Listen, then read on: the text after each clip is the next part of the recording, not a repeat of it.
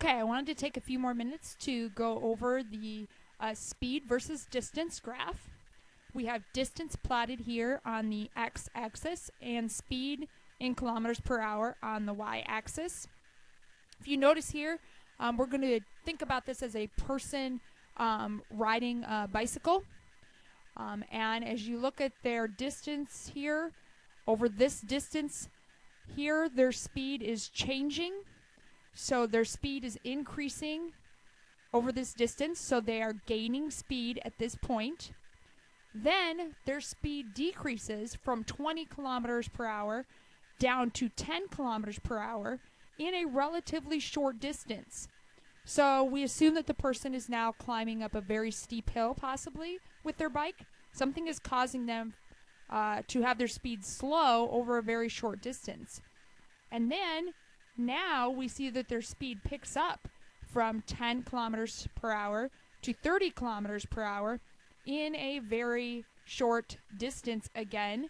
So therefore they went up the hill and then coasted and picked up all this speed as they went down the hill. Now you will notice their speed go from 30 all the way down to 0. So they had to stop, possibly for a red light or oncoming traffic, but something caused them to stop. So they stopped, they started again, and then they reached a constant speed with their bicycle.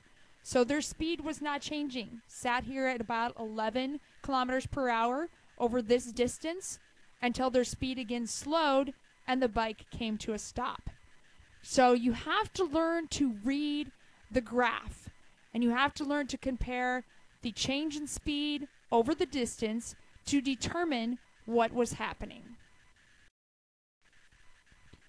Okay, at this time I want to take a look at a speed versus time graph.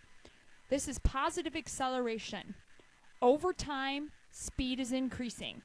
And that's all this graph is demonstrating, is that speed increased over time. Time on the x-axis, speed on the y-axis, and over this amount of time, the speed increased for positive acceleration. Okay, next I want to take a look at the negative acceleration graph. Here you will see that it starts out that speed is not changing. So at this point, speed is not changing over time. So you have constant speed. But then the speed slows over time, which would be negative acceleration. The speed went from here to here over time, which would equal negative acceleration or deceleration.